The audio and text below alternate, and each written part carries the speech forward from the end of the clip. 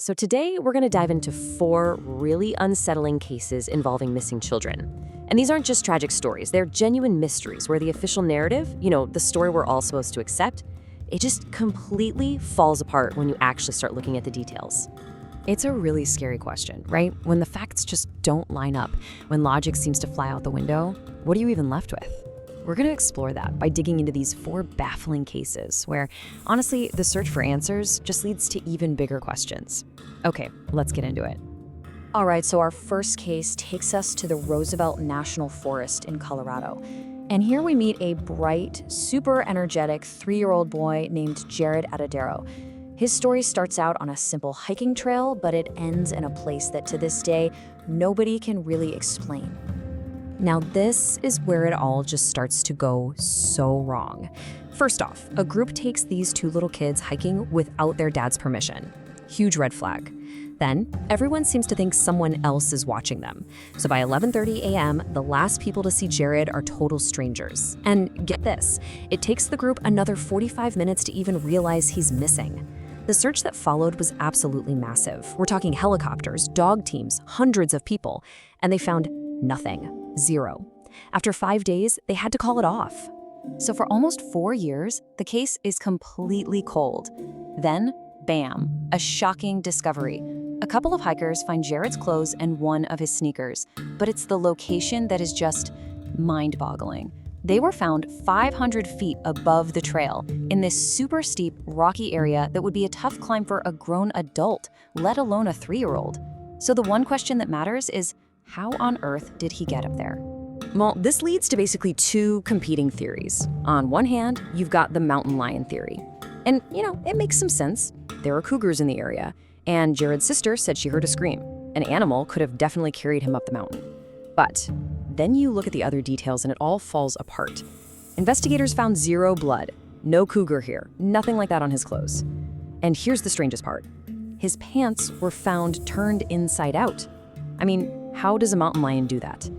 On top of it all, his sneakers were in almost perfect condition after 4 brutal Colorado winters. That suggests they weren't just sitting out in the open that whole time, which points to a much, much darker theory involving foul play.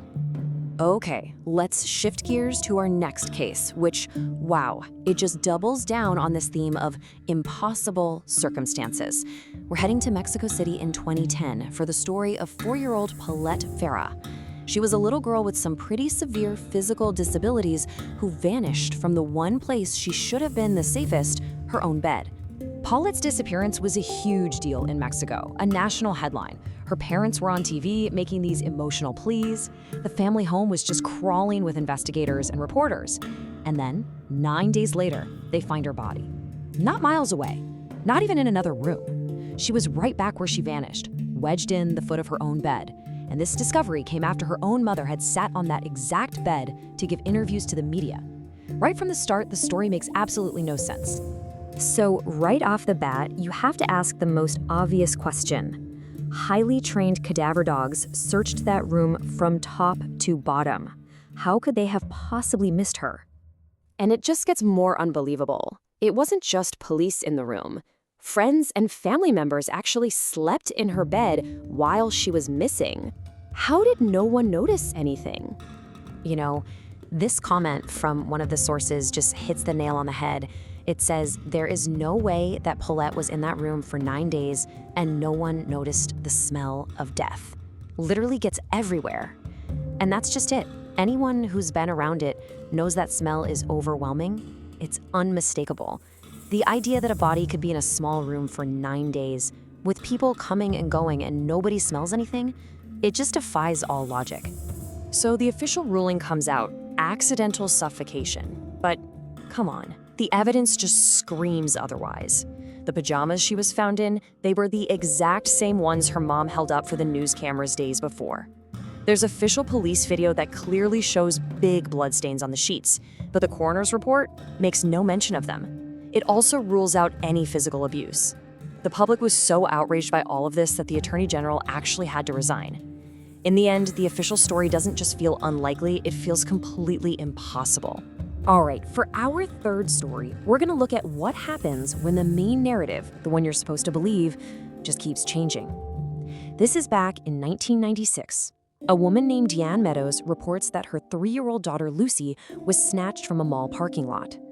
But her story, well, it didn't stay the same for very long. So at first, Jan's story is every parent's absolute worst nightmare. A moment of distraction, maybe turning to put something in the trunk, and in just a few seconds, her daughter is gone. This story framed the entire initial police investigation. But then, the story shifts. A few weeks go by, and suddenly, a few seconds turns into 10 to 15 minutes. Now, that is a universe of difference. To investigators, that wasn't just a small correction, it was a giant red flag. It turned the entire focus of the case right back on her. After that, she failed a couple of polygraph tests and stopped cooperating with police. And for 18 years, that's pretty much where the case sat, totally cold. Until, out of nowhere, a witness, believed to be the son of Jan's housemate, comes forward with this absolute bombshell. He claims he saw Lucy at home, wrapped in a blanket and looking like she was already dead the day before she was supposedly kidnapped from the mall. This testimony pointed to a truly horrifying possibility. The whole abduction story was a lie, a cover-up for something that had already happened at home. And this brings us to our final case for today, which is a real cautionary tale about what happens when authorities get tunnel vision. In 1997, a 5-month-old baby, Sabrina Eisenberg, just vanished from her crib. And the investigation that followed put her parents, Steve and Marlene, through an absolute nightmare. So you have this terrifying scene, an open garage door, an empty crib. But there's no sign of a break-in, no ransom note, nothing. So the police very quickly started to get suspicious of the parents. The investigation turned completely inward, and pretty soon the Eisenbergs found themselves as the #1 suspects in their own daughter's disappearance. Convinced they were guilty, the police got permission to plant listening devices all over their house.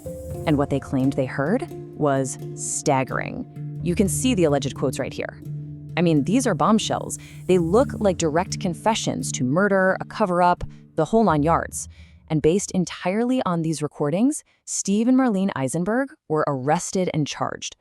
But here's the crazy twist. When they played these tapes in court, the judge listened to them and could not make out any of the incriminating phrases the police said were there.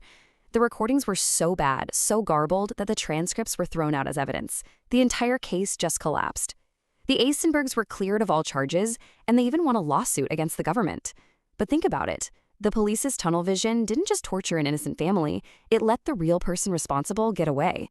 So after going through all 4 of these cases, where does that leave us? Honestly, it's a pretty unsettling place, isn't it? Each one of these stories is just a maze of doubt, a puzzle where the most important pieces are either missing or maybe deliberately hidden. What we've really seen today is how official stories can be just so deeply flawed. We've got Jared Adadero's remains found in a place he just couldn't have gotten to, Paulette Farah's body discovered in a room that was supposedly searched top to bottom, Lucy Meadows' abduction story, which was contradicted years later, and the Eisenbergs nearly convicted based on words they almost certainly never even said. And I guess this is the question we have to end with. When the facts that we're given are just plain illogical, when the stories don't add up, and the evidence points to something impossible, how do you find the truth? What are we supposed to believe?